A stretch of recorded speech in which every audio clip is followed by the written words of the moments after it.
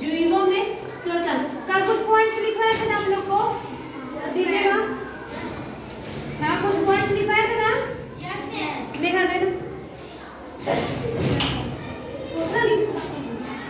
क्या लिखवाए थे। सभी सजीव क्या करते हैं, जीवित रहने के लिए सांस लेते हैं और ऑक्सीजन युक्त हवा को शरीर के अंदर लेने की क्रिया को क्या कहते हैं, अंतःश्वसन। और जब हम कार्बन डाइऑक्साइड युक्त वायु को जब हम बाहर छोड़ते हैं तो उसको क्या बोलते हैं, ये बोले थे ना। ठीक है, आज हम लोग जो हम कल आप लोगों को नोट्स बनाए थे ना, आज हम उसको बोर्ड से समझाते हैं। ठीक है, कल हमने सीखा था कि अंतःश्वसन किसे कहते हैं, उच्छ्वसन किसे कहते हैं। ठीक है, सजीवों के लिए श्वसन क्यों जरूरी है ये भी पढ़े थे हम लोग, पढ़े थे ना। श्वसन क्रिया में भाग लेने वाले अंग भी पढ़े थे ना। श्वसन में कौन कौन सा अंग भाग लेता है, आज हम उसको रिवीजन करते हैं। कल हमने बताया था, पहला देखा नासा द्वार, फिर बोलना मुख गुहा, फिर ग्रसनी, फिर श्वास नली और फेफड़ा। तब हम फोटो दिखा करके आप लोगों को इस चैनल से समझाया था ना, ये नासा द्वार है, ये नासा गुहा है, मुख गुहा है, ग्रसनी, श्वास नली और फेफड़ा। ठीक है ना। ग्रसनी में भी बताया था ना एपिग्लॉटिस के बारे में। जब हम खाना खाते हैं तो एपिग्लॉटिस बंद हो जाता है, जिसकी वजह से जो खाने का छोटा छोटा पार्टिकल जो है, कोई भी पार्टिकल जो है श्वास नली की तरफ नहीं जाता है। अगर खाते समय हम ज़्यादा बात करते हैं तो गलती से हमारा एपिग्लॉटिस बंद होना भूल जाता है और छोटा सा भी पार्टिकल, खाने का छोटा सा भी पार्टिकल हमारे जब श्वास नली की तरफ जाता है तो क्या होता है, बहुत तेज खांसी आता है और सरकता है ना। इसीलिए सभी लोग बोलते हैं कि खाते समय एकदम आराम से खाना खाना चाहिए, बोलते हैं ना। चलो ठीक है, आज हम लोग क्या बोलेंगे कि श्वसन की क्रिया भी है वो कैसे होता है। ठीक है, हमने क्या किया, सबसे पहले सांस लिया। ठीक है, खड़े हो। चलो दिखाओ, सांस खींचो कस के। सांस खींची तो हमारा फेफड़ा ऊपर की तरफ आया, यानी फेफड़े का ये जो आयतन है ना वो बड़ा हो जाएगा और हमेशा हमें लगेगा कि छाती ऊपर उठा हुआ है और फेफड़ा नीचे नहीं दबा है, ऊपर उठा हुआ। करके देखो, है ना। देखो, जब हम सांस लिए तो क्या आया, ऑक्सीजन। ये पहले नासा द्वार, नासा गुहा, मुख गुहा के बाद ग्रसनी, उसके बाद श्वास नली और उसके बाद कहाँ आएगा, फेफड़े में छोटे छोटे एयर सैक्स होते हैं ना, एयर सैक्स यानी वायु कोश। इसी में ना इस सारी वायु कोश में ही वायु भर जाता है। ठीक है, एक चीज और समझो, जब हम लोग लेते हैं, जब हम सांस लिए ऑक्सीजन, तो जो हवा है, हवा में क्या क्या चीज रहता है, सिर्फ ऑक्सीजन रहता है। पहला क्या रहता है, नाइट्रोजन रहता है ना। नाइट्रोजन कितना परसेंट, 78% रहता है। ऑक्सीजन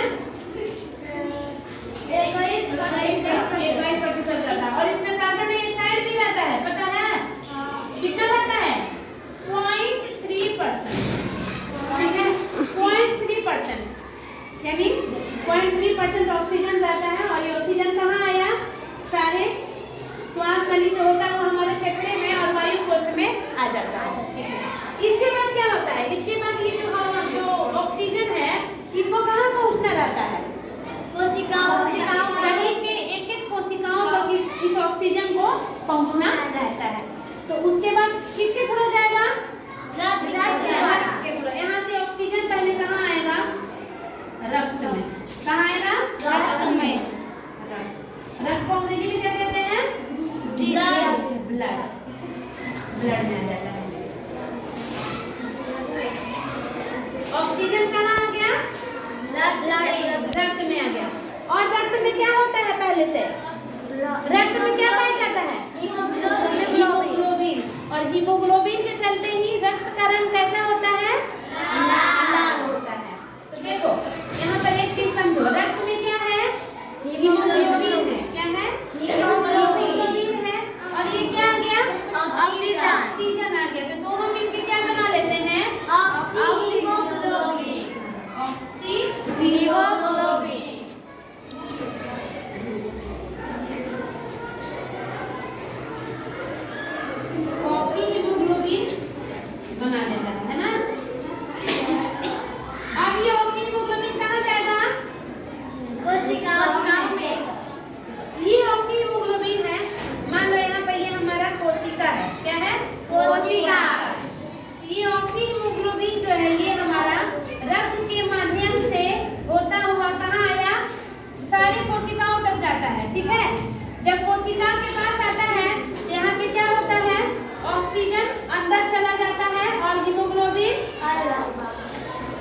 ऑक्सीजन और हीमोग्लोबिन में वापस ये टूट जाएगा, ठीक है।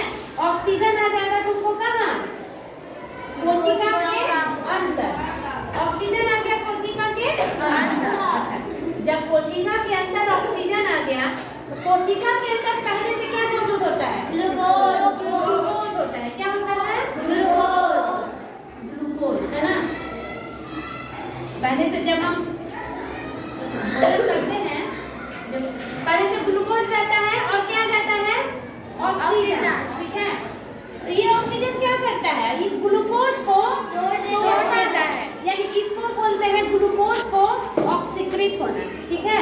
ग्लूकोज ऑक्सीकृत होता है, उसके बाद क्या बनता है, क्या बनता है, जब ग्लूकोज टूटता है तो क्या क्या बनता है, कार्बन डाइऑक्साइड, आराम से बोलो, कार्बन डाइऑक्साइड और जल और ऊर्जा।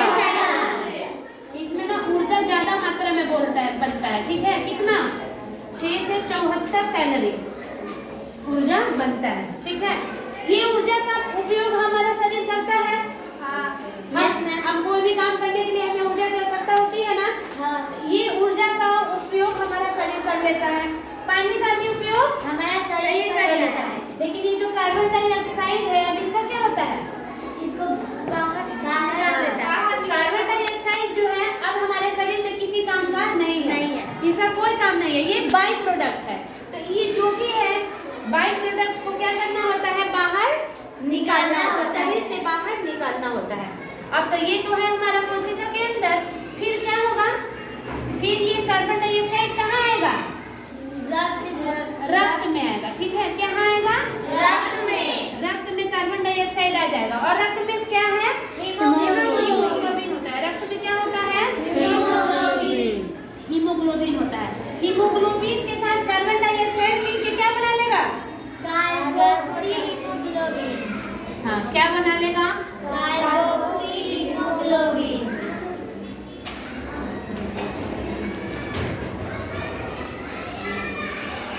दिख रहा है ना आप लोग को, कार्बोक्सी हीमोग्लोबिन बनाता है, ठीक है। अब ये कार्बोक्सी हीमोग्लोबिन कहाँ आएगा, वापस फेफड़ों तक, कहाँ आएगा, वापस फेफड़ा तक आएगा। और फिर कार्बन डाइऑक्साइड आएगा तुमको कहाँ, फेफड़ा के अंदर। कार्बन डाइऑक्साइड आएगा तुम्हारा फेफड़ा के अंदर। और उसके बाद फिर ये वापस उसी तरह फेफड़ा से श्वास नली से ग्रसनी, मुख गुहा, नासा द्वार, और नासा द्वार पे होता हुआ फिर कार्बन डाइऑक्साइड कहाँ आ जाएगा, बाहर आ जाएगा। कार्बन डाइऑक्साइड बाहर आ जाएगा, ठीक है। तो ये चीज अब देखो, अब जो है तुम लोग बहुत आराम से समझना ना। देखो, ये ऑक्सीजन का जब हमने सांस लिया, ऑक्सीजन शरीर के अंदर आया, फेफड़े के अंदर। ऑक्सीजन कहाँ आया, फेफड़े के अंदर, ठीक है। यहाँ पे ऑक्सीजन का फेफड़े तक पहुँचना, फिर कार्बन डाइऑक्साइड का फेफड़े से बाहर निकलना, ठीक है। ये जो क्रिया है ना बच्चे, हमने सांस लिया तो ऑक्सीजन अंदर आया, फिर हमने सांस छोड़ा तो कार्बन डाइऑक्साइड बाहर निकला। तो ये जो सांस लेने और छोड़ने की क्रिया है, ऑक्सीजन का अंदर आना, फिर कार्बन डाइऑक्साइड का बाहर जाना, इस इतने क्रिया को क्या बोलते हैं, सांस लेना, ठीक है। इतना जो क्रिया है हम इसको सांस लेना बोलते हैं। क्या बोलते हैं, सांस लेना। अंग्रेजी में क्या कहेंगे सांस लेना को, ब्रीदिंग। थोड़ा अंग्रेजी का वर्ड भी ना तुम लोग याद किया करो ना। क्या बोलते हैं, ब्रीदिंग बोलते हैं, या फिर ब्रीथ करना। अब देखो, बहुत ध्यान देने योग्य बात है। अगला बात देखो, ऑक्सीजन हम फेफड़े से कहाँ आया, कोशिका के अंदर आया। कोशिका के अंदर पहले से ग्लूकोज था, फिर ऑक्सीजन क्या किया, उस ग्लूकोज को तोड़ दिया, उसके बाद कार्बन डाइऑक्साइड, जल और ऊर्जा बना, ठीक है। तो ऑक्सीजन का अंदर आना, ग्लूकोज को ऑक्सीकृत करना, ये सारा क्रिया कहाँ हो रहा है, कोशिका के अंदर। तो जो कोशिका के अंदर ये जो क्रिया हुआ ना बच्चे, इसको हम क्या बोलते हैं, श्वसन बोलते हैं। क्या बोलते हैं, श्वसन ही बोलते हैं। और कोशिका के अंदर, चूंकि कोशिका के अंदर हो रहा है, इसीलिए इसको हम कोशिकीय श्वसन भी बोलते हैं।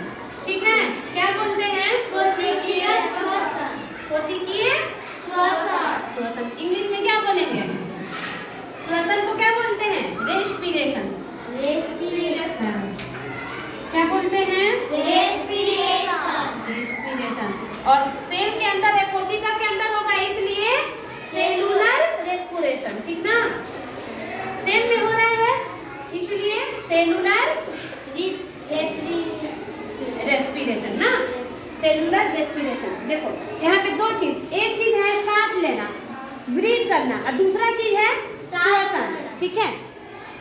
दूसरा चीज क्या है? श्वसन, सांस लेना और श्वसन, दोनों में अंतर समझ में आया? आया तुम लोग को? Yes ma'am. बताओगे पूछेंगे तो? Yes ma'am. चलो ठीक है, एक चीज और देखते हैं।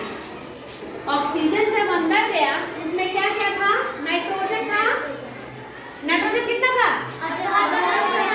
ऑक्सीजन और कार्बन डाइऑक्साइड 0.3%। लेकिन जब हम ऑक्सीजन क्या था? ऑक्सीजन अंदर खर्च तो हुआ ना, और कार्बन डाइऑक्साइड ज्यादा हुआ, तो जब हम सांस छोड़ते हैं तो इसमें क्या होता है? नाइट्रोजन जितना गया था उतना ही रहेगा। नाइट्रोजन कितना गया था? नाइट्रोजन इसमें उतना ही रहेगा, ठीक है। ऑक्सीजन जो है पहले 21 था, लेकिन ऑक्सीजन वहाँ खर्च हुआ, और जब वापस आता है तो उसमें ऑक्सीजन कितना रहता है? 17% रहता है, और कार्बन डाइऑक्साइड जो है वो बढ़ के 4% हो जाता है, ठीक है। कितना हो जाता है? बढ़ के 4% हो जाता है, ठीक है। अब तुम लोग बताते जाना, ठीक है। क्वेश्चन पूछेंगे, बता दोगे ना? Yes, ma'am. अच्छे से समझ में आया? Yes, मजा आया? Yes ma'am. चलो ठीक है। अब ये बताओ, अंतः श्वसन किसे कहते हैं? खड़े हो